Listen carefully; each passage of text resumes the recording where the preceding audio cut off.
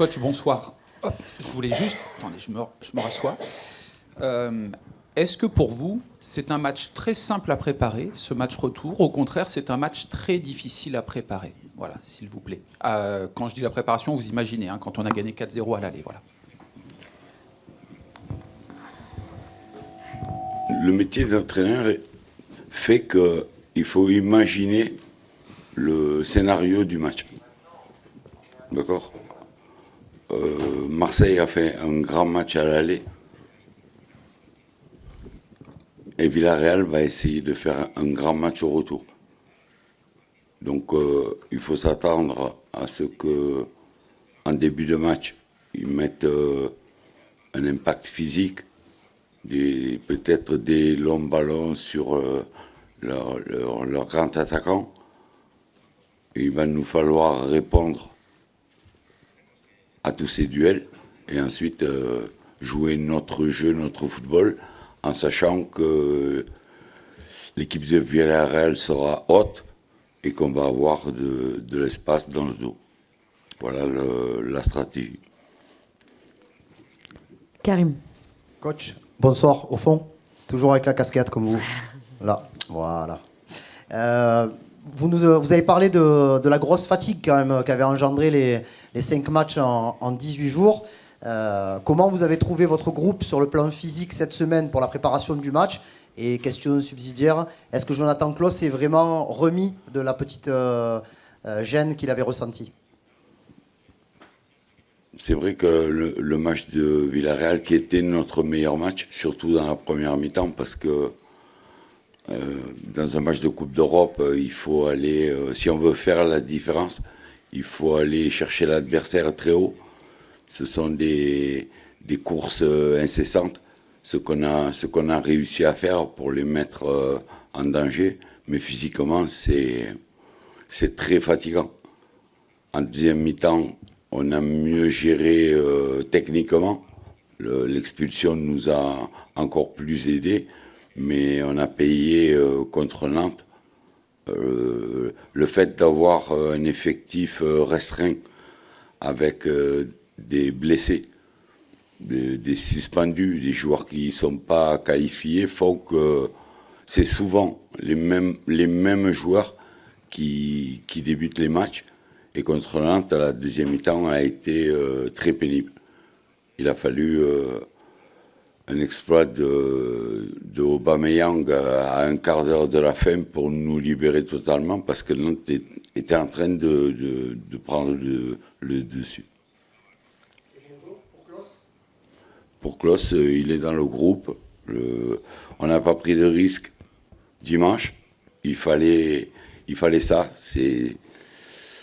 C'est dangereux parce qu'il nous faut gagner tous les matchs. Quand on a réussi Villarreal, on a dit qu'il faut prendre 3 points contre Nantes, mais l'image à l'écho, il y avait un petit œdème, on n'avait pas le droit de prendre de risque. Aujourd'hui, ce matin, il a passé le test, il est à 100%. Jade. Bonsoir coach, à côté de Karim, juste à côté de lui. Voilà.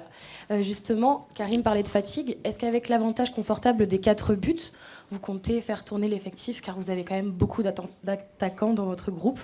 Donc est-ce que pour une fois c'est un avantage d'avoir autant d'attaquants et de pouvoir faire reposer les joueurs, ou au contraire vous voulez quand même valider le match en mettant les meilleurs joueurs sur le terrain? On va mettre les joueurs les plus frais. Ce matin, c'était le dernier entraînement. Il y avait encore quelques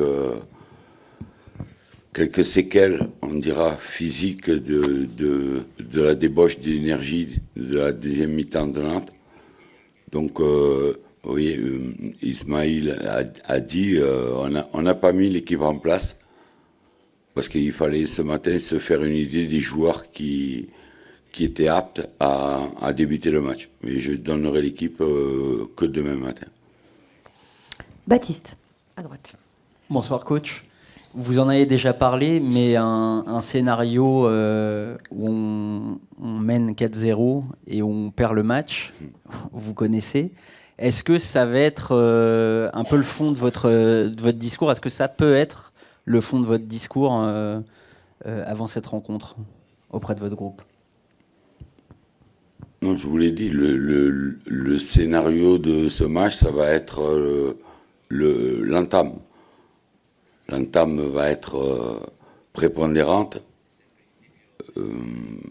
mais Villarreal n'a pas droit à l'erreur.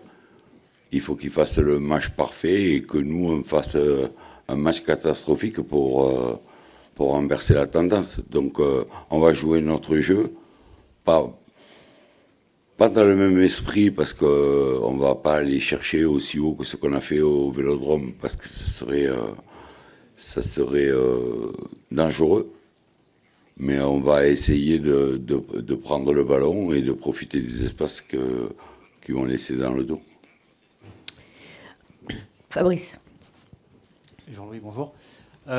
Ici à Villarreal, il y a eu une forme de crainte autour de la venue des supporters marseillais. Est-ce que vous avez un message à leur adresser avant ce match-là?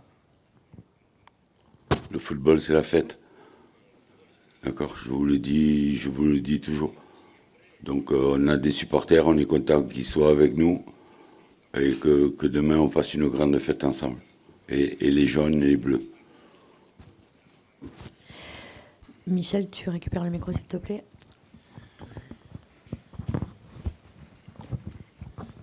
Jean-Louis, on en a un petit peu parlé. Moi, je ne fais pas une fixette sur 2017, mais je l'ai vu ce match-là, Barça-PSG, et je me rappelle très bien que Thiago Silva, dès la 2e minute, il s'est mis devant la surface, quasiment, enfin, il a donné un message, et puis il y a eu un but, puis après, il y a eu une panique. Vous parlez d'entame.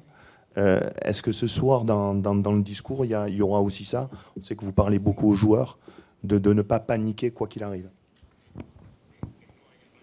On n'a pas parlé encore avec les joueurs. À partir du moment où vous annoncez pas l'équipe, comment vous allez jouer et quel va être le fil conducteur,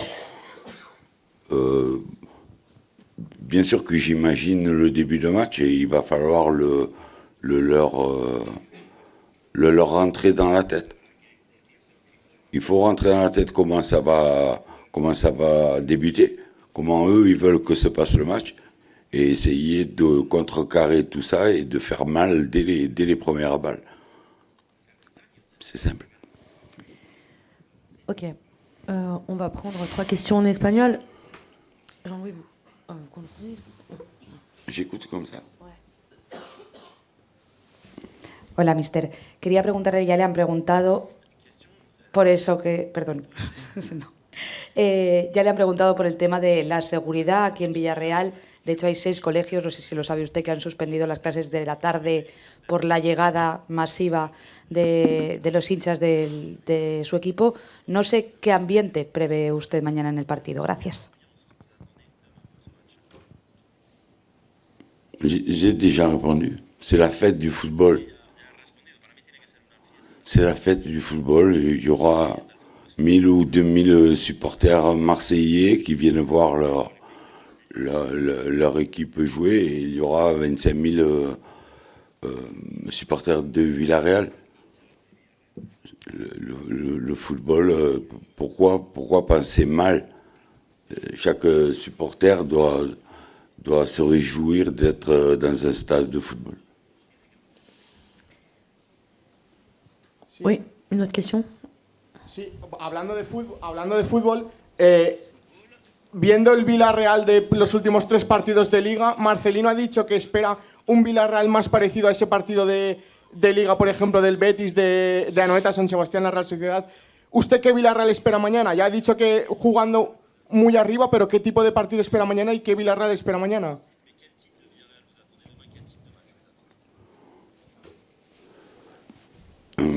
Je m'attends à une équipe conquérante, offensive, qui va, bien sûr, qui va jouer techniquement parce que c'est une équipe forte quand elle a la maîtrise du jeu. C'est à nous à contrecarrer ce début de match et faire voir que nous aussi on a nos qualités et surtout avec les attaquants qu'on a. On peut être une équipe de transition.